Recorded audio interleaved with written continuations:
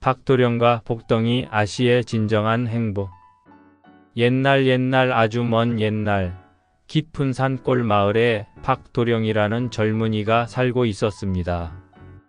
그는 비록 집안 대대로 물려받은 논밭 하나 없이 가난했지만 성품이 고결하고 마음씨가 비단결 같아 마을 사람들의 칭찬이 자자했습니다.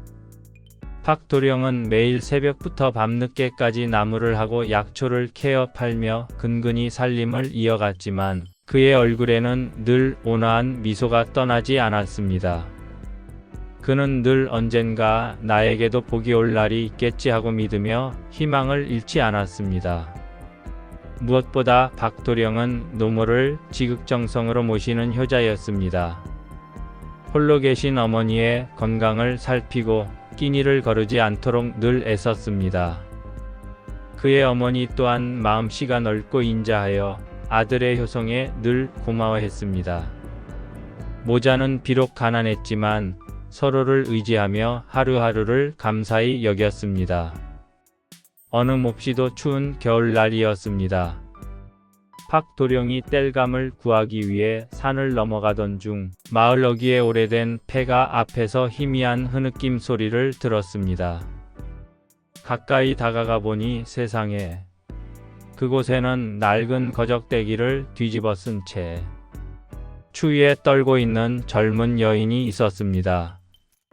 여인의 옷차림은 허름했지만 한눈에 보아도 예사롭지 않은 고운 자태를 지니고 있었습니다. 그녀의 얼굴은 눈물로 얼룩져 있었고 입술은 파랗게 질려 있었습니다. 그녀는 스스로 목숨을 끊으려 했던 것이었습니다. 박도령은 여인의 모습에 측은한 마음이 들었습니다. 아가씨, 어찌하여 이 추운 날 이런 곳에 홀로 계십니까? 혹기를 잃으셨습니까?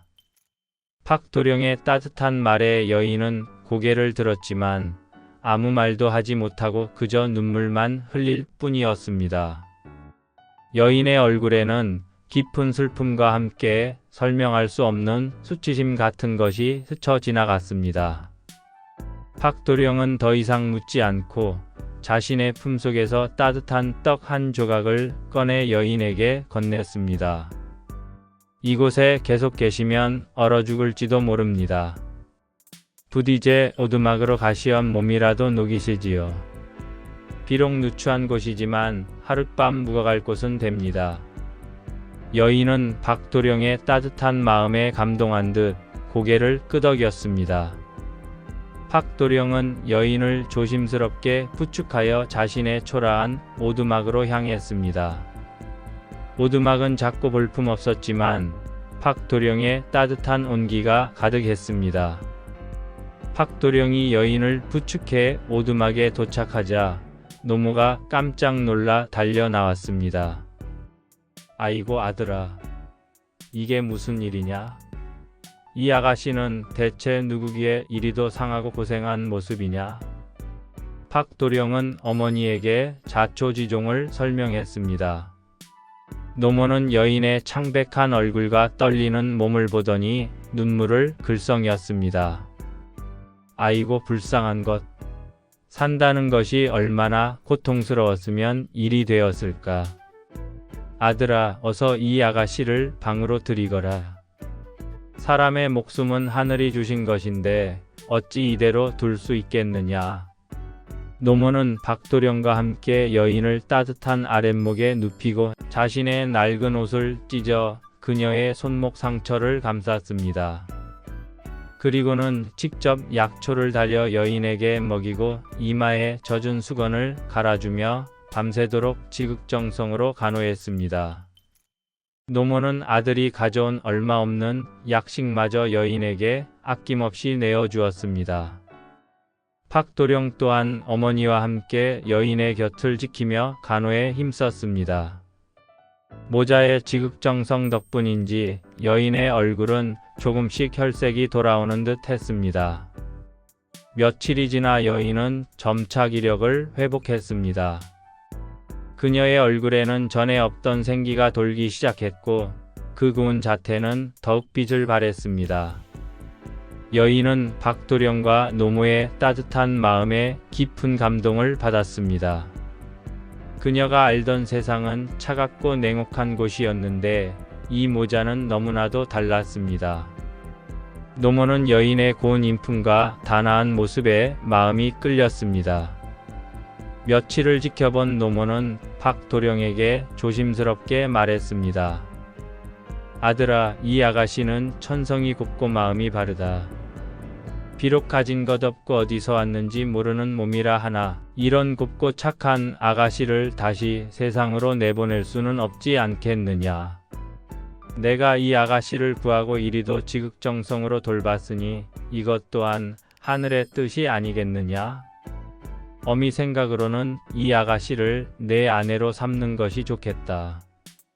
박도령은 어머니의 말에 놀랐지만 이내 얼굴이 붉어졌습니다.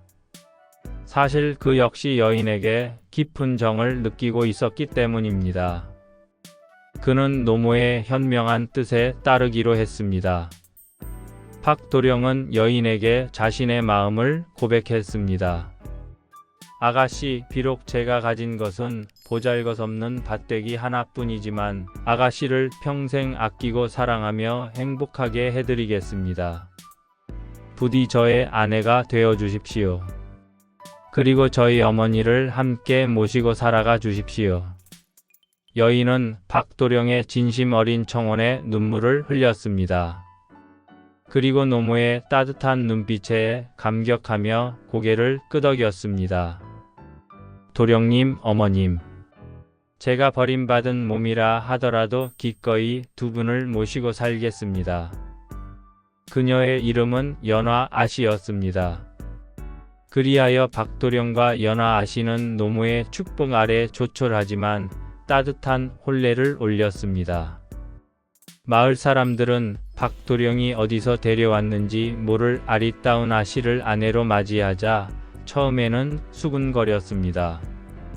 하지만 노모와 박도령의 지극한 효심과 함께 연화 아씨의 지혜롭고 현명한 처신 덕분에 점차 그녀를 인정하기 시작했습니다.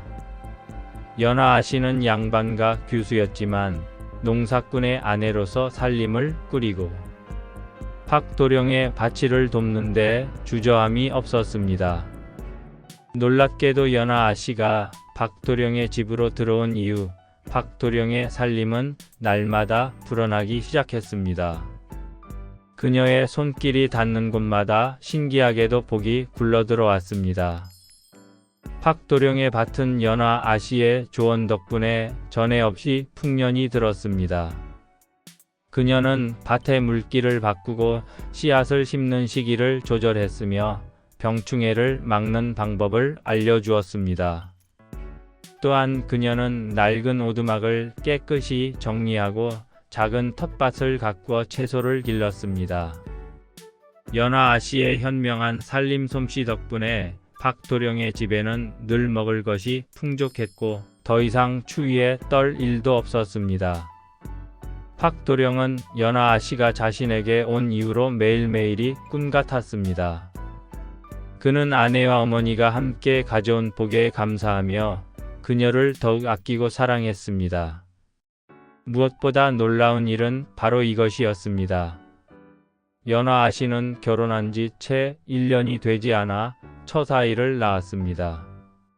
그리고 그 후로도 연이어 아들, 딸을 여럿 낳아 박도령의 집안에 활기를 불어넣었습니다. 시댁에서 아이를 낳지 못한다며 소박을 맞았던 연화 아씨가 아이를 연달아 낳자 마을 사람들은 그녀를 복덩이 아씨라 부르며 칭송했습니다. 박도령의 집은 아이들의 웃음소리로 늘 가득했고 행복이 넘쳐났습니다. 노모는 며느리의 효성과 복덕에 날마다 감격하며 즐거워했습니다. 그렇게 몇 년의 세월이 흘렀습니다. 박도령과 연화 아씨는 이제 마을에서 가장 부유하고 화목한 가정을 이루었습니다. 그들은 자신들의 복을 혼자 누리지 않고 어려운 이웃들을 돕는 데 인색하지 않았습니다. 연화 아씨는 특히 병든 아이들을 돌보고 가난한 여인들을 돕는 데 앞장섰습니다. 그녀는 과거의 아픔을 통해 얻은 지혜로 마을 사람들에게 큰 도움을 주었습니다. 팍도령은 그런 아내와 어머니를 보며 늘 감사하고 존경심을 느꼈습니다. 그러던 어느 날 청천벽력 같은 소식이 마을에 전해졌습니다. 한양의 세도가에서 보낸 사람들이 마을 어귀에 들이닥쳐 연화 아씨를 찾는다는 것이었습니다. 그들은 연화 아씨가 아이를 여럿 낳아 행복하게 잘 살고 있다는 소문을 듣고 찾아온 것이었습니다. 세도가 사람들은 연화 아씨의 달라진 모습과 그녀가 아이들을 낳았다는 사실에 놀라움을 금치 못했습니다. 아니, 분명 우리 가문에서는 아이를 낳지 못하여 내쫓은 불길한 며느리였는데 어찌하여 이리 많은 아이를 낳았단 말인가. 그들은 자신들의 가문에 아직 후사가 부족하고 예전의 영화가 시들해진 것을 깨달았습니다. 그제야 연화 아씨를 내쳤던 것이 큰 실수였음을 뒤늦게 후회했습니다. 그들은 연화 아씨를 다시 자신들의 가문으로 데려가려 했습니다.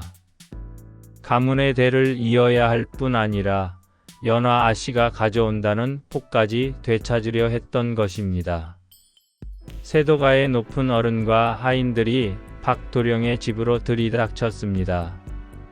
그들은 박도령에게 연화 아씨를 돌려달라며 온갖 회유와 협박을 일삼았습니다. 심지어 막대한 재물을 줄 테니 아내를 포기하라고도 했습니다.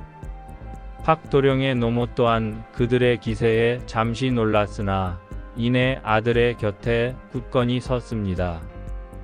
박도령은 흔들리지 않았습니다. 그의 눈빛은 단호했습니다. 아씨는 제 아내입니다. 저와 아이들의 어미입니다. 당신들이 버린 아씨를 제가 구하여 평생을 함께하기로 맹세했습니다. 아씨는 복없는 여인이 아니라 저와 우리 아이들, 그리고 이 집안에 가장 큰 복을 가져다준 복덩이 아씨입니다. 그 어떤 재물을 준다 해도 아씨를 내어줄 수는 없습니다.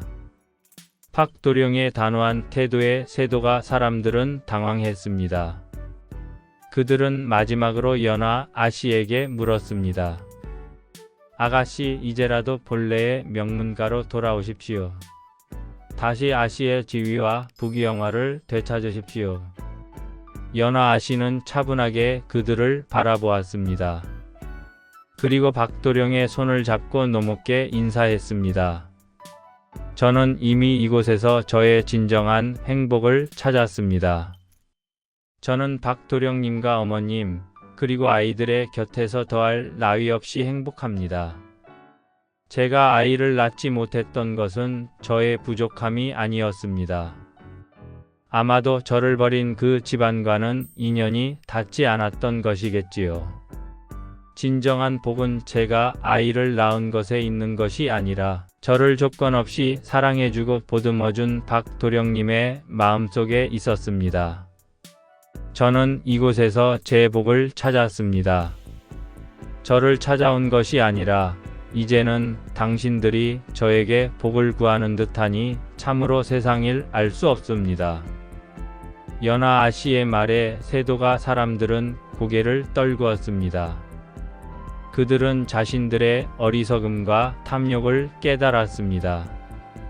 진정으로 복 없는 자는 연화 아씨가 아니라 눈앞에 이득만을 좇아 소중한 인연을 내친 자신들이었음을 말입니다. 그들은 결국 아무것도 얻지 못하고 돌아갈 수밖에 없었습니다. 세도가 사람들은 그 후로도 후사가 없어 점차 가세가 기울었고 결국 예전의 영화를 되찾지 못했습니다. 그날 이후 박도령과 연화 아씨의 이야기는 온 세상에 퍼져나갔습니다. 사람들은 그들의 사랑과 연화 아씨의 현명함에 감탄했습니다. 박도령은 복덩이 아내 연화 아씨와 지극한 노모 덕분에 더욱 큰 부와 명예를 얻었습니다. 그는 그 부와 명예를 백성들을 위해 사용했고 나라는 더욱 살기 좋은 곳이 되었습니다. 팍도령과 연하 아씨는 오래오래 행복하게 살았습니다.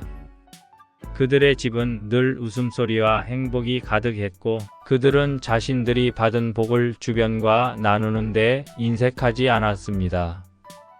팍도령과 연하 아씨의 가문은 대대로 번성하여 길이길이 후대에 전해졌습니다. 사람들은 그들의 이야기를 들으며 서로 속삭였습니다. 팍도령은 가난했지만 노모를 지극히 모시고 버림받은 여인을 구한 작은 선행으로 하늘의 복을 얻었으니 참으로 운수대통한 사람이로다.